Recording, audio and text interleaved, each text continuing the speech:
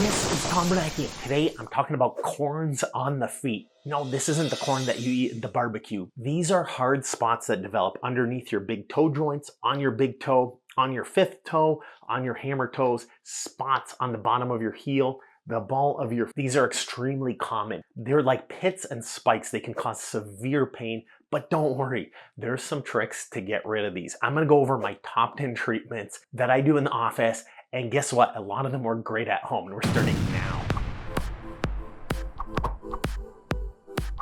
There's a lot of different skin problems on the bottom of the feet. I go over my top 15 skin problems because corns are confused with a lot of different things. If you're confused as what it is, I go over my top 15 skin conditions on the bottom of the foot. Highly recommend you check that out if you have thick, dry skin with a lot of buildup and crust and weird stuff going on, and toenail fungus. We go over all that kind of stuff and easy solutions. But today we are focusing on the top 10 remedies of corns. There's a lot of debate on what a corn is, and there's a lot of overlap. I like to think about it as a plugged sweat gland. It's essentially a callus that happens in pressure areas. So between your toes right here, in the ball of your foot, under your big toe joint, under your heel, on the outside of your foot, specifically this called your styloid process of the fifth metatarsal. These are very common, especially with tight shoes, poorly padded shoes. As people get diabetes, as people get stiffer, their sweat glands get plugged. It creates a pit. The way I like to think about it, a sweat gland is like a turkey baster underneath your skin. And when a callus builds up, it gets engorged and swollen.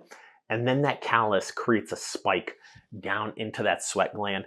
So it's almost like a V-shaped or a corn-shaped spike that presses into your foot with a big thick callus on the top. It's very painful, very difficult to get rid of. This is usually associated with things like hammer toes, heel pain, ball of the foot pain, big toe joint pain. I have guides on all of those. If you get rid of those, that gets rid of the pressure. But what they can easily be confused with is calluses. Calluses specifically are just like corns, except they don't have that hard spike in the middle.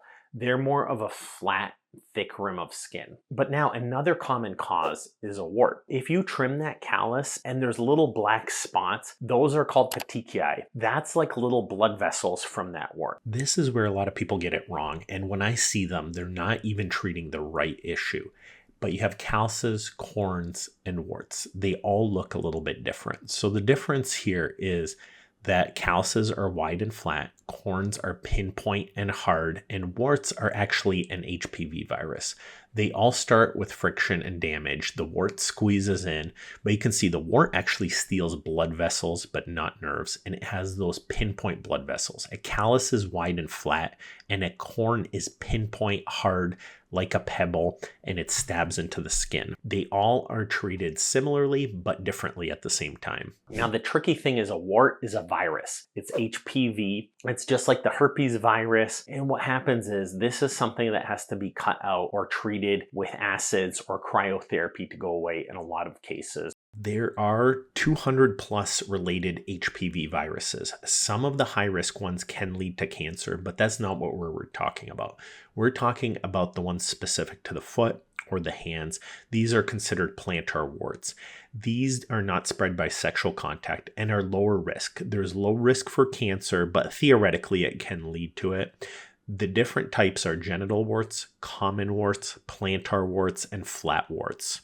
HPV is often contracted in moist environments like shower floors, swimming pools, or locker rooms, and it leads to a grainy, fleshy growth on the soles of the feet. Technically, they are contagious, but I have to be careful here. The reality is, theoretically, one that's specific for your foot skin or your hand skin will not go to your private areas, but I don't want you to rub in your foot or your hand. Never mind, I'm not going to get into that.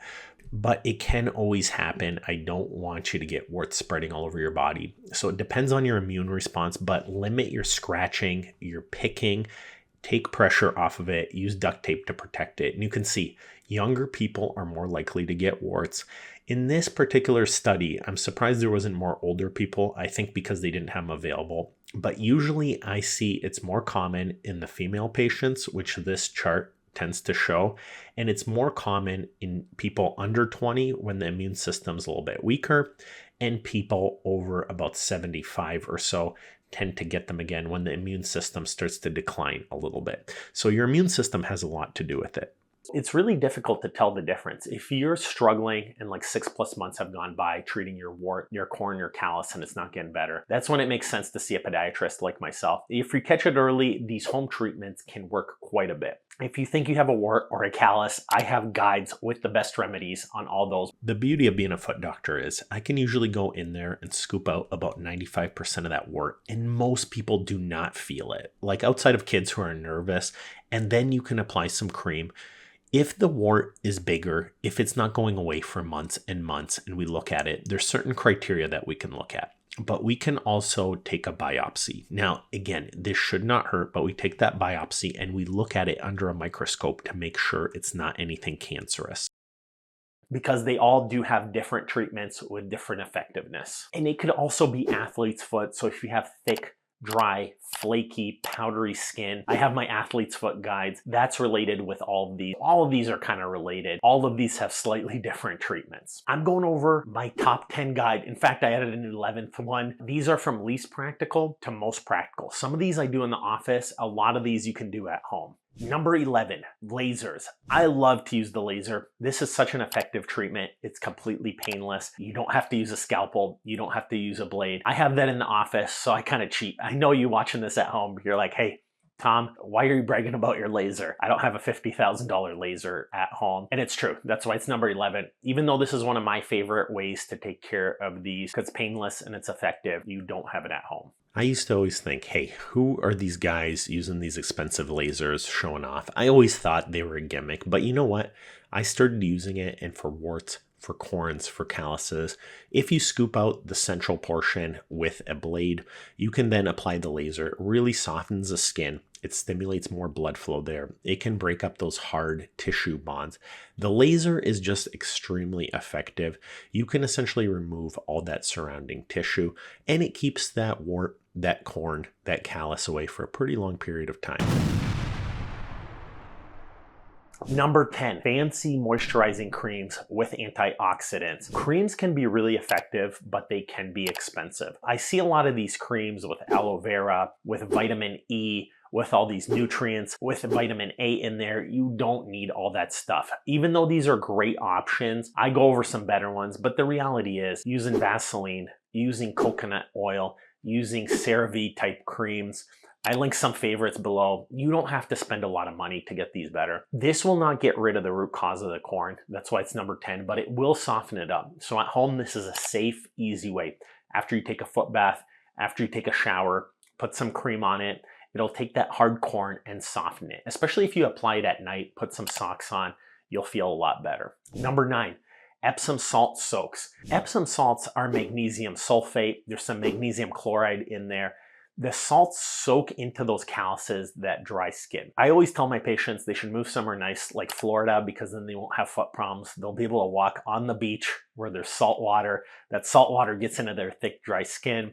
That sand will exfoliate your foot. So if you're my patients that live on a beautiful beach, hit me up with a nice comment down below. But go to the beach, walk around. Your corns, your calluses will do a lot better because they're going to be soft. That salt will get in there. But if you're at home, get some Epsom salts or take some regular salts. 1 to 2 cups, 10, 15, 20 minutes while you're watching Netflix. I'm watching that Godzilla show right now. Tell me what you're watching down below. But that's really all you need. Don't go with hot water. Go with soft water. Put some cream on it afterwards. That'll be very effective. Number 8, baking soda can work really well. There's a lot of great pastes that you can make. Baking soda, mixing it in water for a foot soak, or you can make it into a paste and put it on your toe. It can soften it up. There's a lot of guides online. I won't get into the specifics, but just putting some into water, it'll soften up that skin. Baking soda is a natural exfoliant. There's some studies on it. It's effective for mild cases. It'll soften it up. Put some cream on afterwards. Number 7, castor oil. Castor oil can be applied directly on the corn. With a Q-tip, you can put it on overnight with a bandage. This is an easier way. That's why it's number 7, higher than the other ones. It can soften the corn. It's not going to remove it entirely. Number 6, garlic. You can take a garlic clove and crush it, or you can buy some garlic oil potentially. I've never bought garlic oil, but a lot of people comment on this. Garlic actually does have some study. You put a Band-Aid on, you can put a wrap, some paper tape on at night. It's known for its natural antifungal properties, so if you have athlete's foot, that's going to help as well. There's limited evidence, but for all home remedies, there's limited evidence. Number 5, using fruit. So lemon peel, banana, or papaya. People are actually having success with these for not just corns, but skin tags. Applying a small piece of lemon, which has some acid in it, a banana, or a papaya. These can soften the corn. You can put a Band-Aid on there. You usually have this stuff available at home. It will soften it up. You're gonna have some success. Tell me if this stuff's working. I see a lot of good reviews with these because I can take care of these in the office. I don't have patients go and try it and come back and tell me how it works. Over-the-counter salicylic acid. Salicylic acid can work really well. You can use things like phenol 88%. You can use salicylic acid. If you go to the grocery store, the corner store, a lot of these patches, drops, pads are available for like $10, $20. These can be effective. The problem that I see is there's too much callus built up, so the acid doesn't really get to the root. For warts, this can work really well if you get rid of that callus, but that thick skin, if you soften it up enough and you can get to the root, the salicylic acid will definitely soften things up, but it won't get rid of that corn from underneath. If you have a really deep corn, wart, or callus, salicylic acid, this is a keratolytic. So what happens is as you apply this, it actively breaks up the bonds between the thick, hard, dry skin, and it could dissolve it. At the same time, you have to keep using that regularly. If you keep creating irritation, the salicylic acid regularly will make it go away. Just be careful not to get too aggressive because it can damage the surrounding skin. So you don't want to get too aggressive. Number 3, surgery. I've never really taken somebody to the operating room for a corn ever, but the reality is if you have a huge bunion, if you have a huge hammer toe, getting to the root cause sometimes might require it. And for the average watcher, it's probably not the case, but sometimes I see people with rock hard end stage bunions with arthritis where the cartilage is completely destroyed and they can't fit a shoe. In those cases, surgery might be necessary. Again, this is not a home remedy. It really depends on the case. I would say for 99% of people, you do not need surgery, but there is 1% of people, and who knows, maybe you're that person watching. That's when you really want to go see a foot doctor. And if you're in Michigan, I'd love to help you. 99% chance we'll avoid the surgery, but that's when you want to check in, especially if you have diabetes, if you have blood flow problems, if you have health issues. Surgery makes sense as if you have a bone spur pressing underneath the skin. So in this example, in the 5th toe, there's actually a spur from a broken bone in the past. It makes sure to just go in there and buff that out. That can get rid of that corn. Here's another example. On the left is the before, a spur there that presses against that 4th toe. You can just smooth it down, get rid of it. Immediately it starts doing better. Number 2, professional trimming. This is a really easy 1-minute process for me. I've done this probably 10, 20,000 times. Having special instruments like really sharp, thin blades, I can basically go in there and scoop out that center of the corn. What we're going to talk about with number 1, it can either stay away for like 3, 6+ months or permanently in a lot of cases. Most of the patients that come see me with corns that work at the auto factories here in Detroit, I would say they visit me maybe once, twice, couple times a year, and these things stay away. And you go from severe pain to like a 5-minute appointment where these things go away. It really takes a lot of practice because if you have health issues and if you cut yourself, you're gonna bleed. It really does take a lot of practice getting to the root cause. I know when I was a resident, it took me a while to get this perfected. And the fact that I'm practicing so much is really what makes it possible. In the office, essentially when you have a corn or a wart, you can get in there with a scalpel and scoop out the central 90-95%. You can apply a strong medication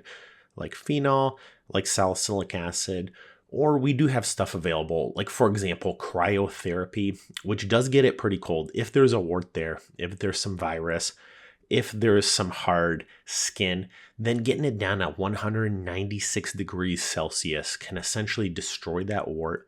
It can destroy that corn and callus. What I like to do is I play it safe. I use the laser. At this point, the laser can heat up that area and take it out. But here's the big secret. You don't want to keep treating it every week or every month as you keep walking. You want to figure out what the issue is and get pressure off of it. So pre-made orthotics, custom orthotics, and the proper shoes. This is the single most important thing that I see with patients. And the example I like to use is If you press down like this, you could see all the pressure on the heel, the toes, the ball of the foot. But if you take an insert like this, it's completely cushioned and there's no pressure in the front of the foot. There's no pressure in the heel. The pressure is off the toes. This helps with toenail fungus. It helps with thick skin, helps with calluses. I'm telling you, this $20 orthotic is so effective for these problems. Check out my links for my top 10 orthotic review. These are low-cost orthotics that you can order right now from home that give you great results. You don't need expensive custom orthotics unless you have bunions, hammer toes. And the big secret is you need a biomechanical exam. The reason people have too much pressure in one part of their body or foot is they have a tight hip, they have a tight knee, they have a tight calf. This is the root cause that you want to get to. That's how you really prevent that pressure. Don't spend your life just trimming these corns and calluses for the rest of your life. Get pressure off and watch them melt. And then if that's not working, you want to come in to see a podiatrist like myself. And if you're in Michigan, I would love to see you. I usually follow with pre-made orthotics that I have available for free in my office in most cases to start off with. And then we have a 3D printer that can print custom orthotics a lot of the times for very cost-effective rates, much cheaper than the pre-ordered ones even online. What I do is I do a biomechanical exam. I check your hips, your knees, your thighs, your hamstrings, your calf muscles. I bend your ankles up and down, your big toe joints up and down. I see where it's tight. What kind of adjustments do we have to make? And the thing is, you can adjust them from appointment to appointment. And when your foot is now straight, that soft tissue gets used to it. Your hamstrings, your thigh muscles, your hips, your lower back, over a couple months get used to walking straight. That's when walking barefoot makes sense. That's when strengthening your muscles makes sense. At first, you want to just get used to walking straight and your muscles will adapt. Using this method, virtually 100% of patients that come see me do see improvement. And there's no real risk. The cost does not have to be high. What's a $20 or $30 or $50 pre-made orthotic when you're weighing surgery as a result? And here's the real big secret. All of this stuff is around for a reason because it works. There's happy people and there's unhappy people with all of these. You just have to use it correctly. The reality is, in my opinion, orthotics work amazing. This stuff all works. The barefoot walking works, the orthotics, the good shoes, they all work, but they have to be used at the right time and the right sequence. I go over my favorite shoes, my favorite orthotics, and my condition-specific guides. If you're in Michigan, come see me. But the big secret as well is you have to get a biomechanical exam. If something's hurting when you wear your orthotics, you have to get it looked at. Is it a bad knee, a bad hip, a bad foot? You might have to massage. You might have to use a foam roller. You might have to get physical therapy. You might have to get an injection. You might have to get shockwave therapy. Ungunk your body. Start walking straight. And if you want to walk straighter, check out my 30-day guide to transform your health. You won't regret it.